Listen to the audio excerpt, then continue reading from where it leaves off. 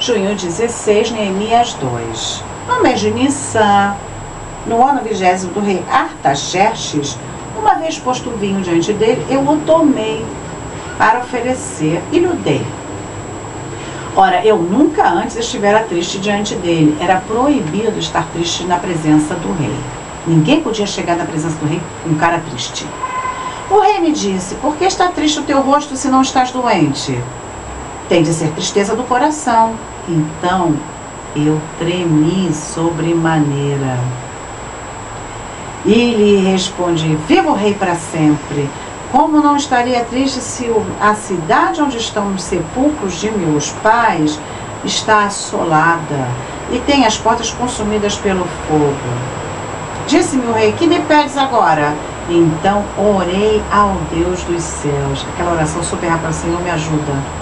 E disse ao rei: se é do agrado do rei, e se o teu servo acha mercê em tua presença, peço-te que me envies ajudar a cidade dos sepulcros de meus pais para que eu a reedifique. Então o rei, estando a rainha sentada junto dele, me disse: quanto durará a tua ausência e quando voltarás? Aprove ao rei enviar-me e marquei certo prazo. Ele orou a Deus e Deus concedeu. E ainda disse ao rei: se ao rei parece bem, deem-se-me cartas para os governadores da além do Eufrates para que me permitam passar e entrar em Judá. Como também carta para Asaf, guarda das matas do rei, para que me dê madeira para as vigas das portas da cidadela do templo, para os muros da cidade e para a casa em que deverei alojar-me. E o rei mais deu, porque a boa mão do meu Deus era comigo. Ele atribuiu tudo a Deus. Então fui aos governadores da além do Eufrates e lhes entreguei as cartas do rei. Ora, o rei tinha enviado comigo oficiais do exército e cavaleiros. Disto ficaram sabendo Sambalá, o Eronita, e Tobias, o servo amonita, e muito lhes desagradou que alguém viesse a procurar o bem dos filhos de Israel. Esses, Sambalat e o Tobias, eram os que estavam mandando lá na região, enquanto os judeus estavam dispersos lá, estavam no exílio. Eles não gostaram daquela história porque eles viram logo que eles iam perder poder. Sempre o problema é esse, o poder.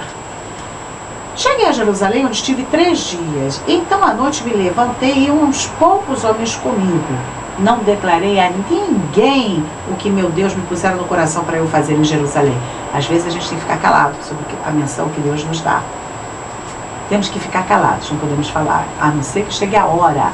Aí Deus vai fazer com que a coisa aconteça. Não havia comigo animal algum, senão o que eu montava. De noite, saí pela porta do vale para a banda da fonte do dragão e para a porta do monturo, e contemplei os muros de Jerusalém, que estavam assolados, cujas portas tinham sido consumidas pelo fogo. Passei a porta da fonte, ao açude do rei, mas não havia lugar por onde passasse o animal que eu montava. Estava tudo destruído. Subi à noite pelo ribeiro, e contemplei ainda os muros. Voltei então pela porta do vale e tornei para casa.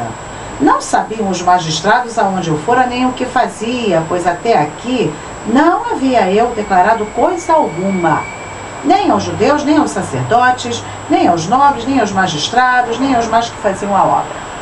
Então lhes disse: estás vendo a miséria em que estamos? Jerusalém assolada e as suas portas queimadas a fogo? Vinde, pois, reedifiquemos os muros de Jerusalém e deixemos de ser opróbio. E lhes declarei como a boa mão do meu Deus estivera comigo, também as palavras que o rei me falara. Então disseram: disponhamo-nos e edifiquemos. Disponhamo-nos e edifiquemos. E fortaleceram as mãos para a boa obra. Porém, Sambalat e Tobias e Gesem, que era um chefe tribal, o arábio, quando souberam, zombaram de nós e nos desprezaram e disseram: que é isso que fazeis? Quereis rebelar-vos contra o rei? Então lhes respondi: o Deus dos céus é quem nos dará bom êxito. Nós, seus servos, nos disporemos e reedificaremos. Vós, todavia, não tendes parte nem direito, nem memorial em Jerusalém. Sempre se levanta o inimigo para atrapalhar a obra de Deus. Sempre. Sempre o inimigo está se levantando contra o povo de Deus. Sempre.